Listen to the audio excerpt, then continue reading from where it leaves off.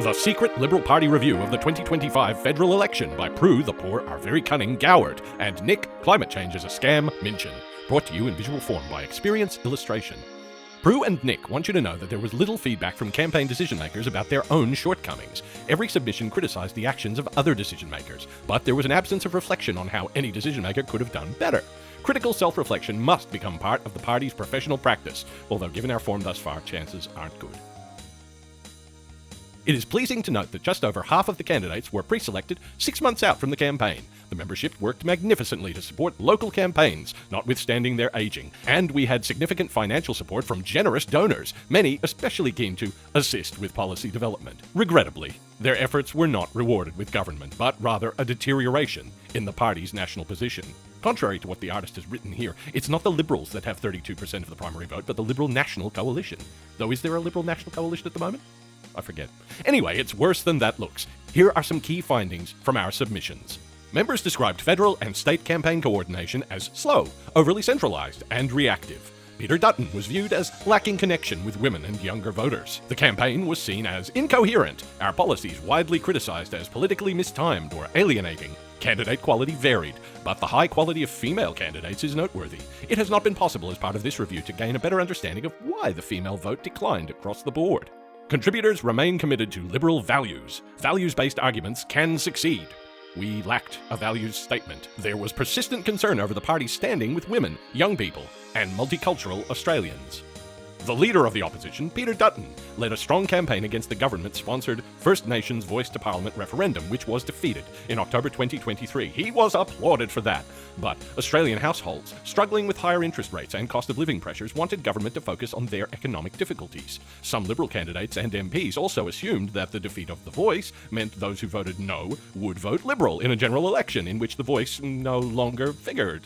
Mr. Dutton's office considered the Federal Secretariat had failed to develop a positive narrative about him, or an effective negative about Prime Minister Albanese.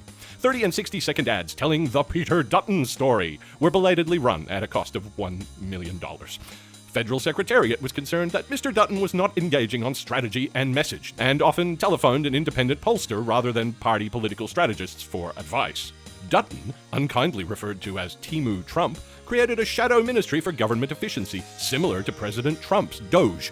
The opposition's decision to abolish work from home for the public service and its decision to cut 40,000 public service jobs were seen as Trump-like. The opposition's policy to develop a government-owned nuclear power program did not release its costings until December 2024. MPs who spoke to us consistently admitted they did not challenge policy direction when they should have. The government announced an income tax cut for low-income earners, and the opposition immediately announced they would oppose it. Many MPs told us they had not been consulted on that decision.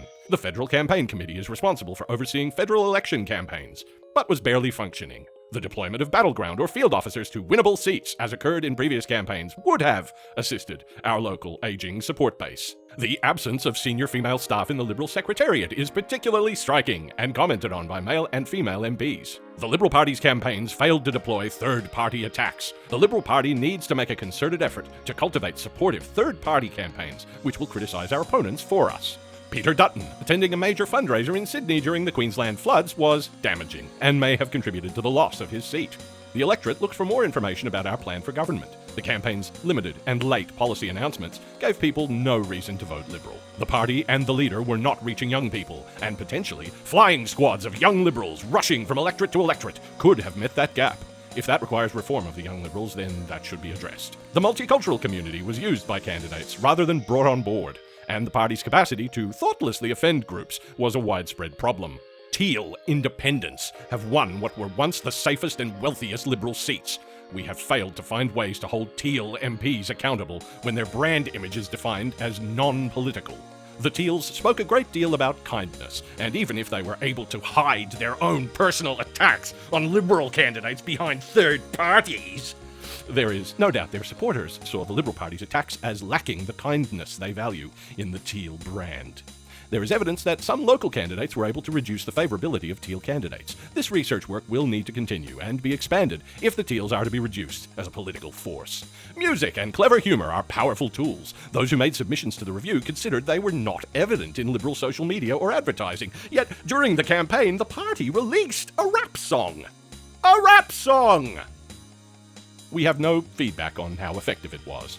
It is important to ensure unsuccessful female Liberal candidates remain connected to the party. Former candidates advised they had not received formal follow-up contact.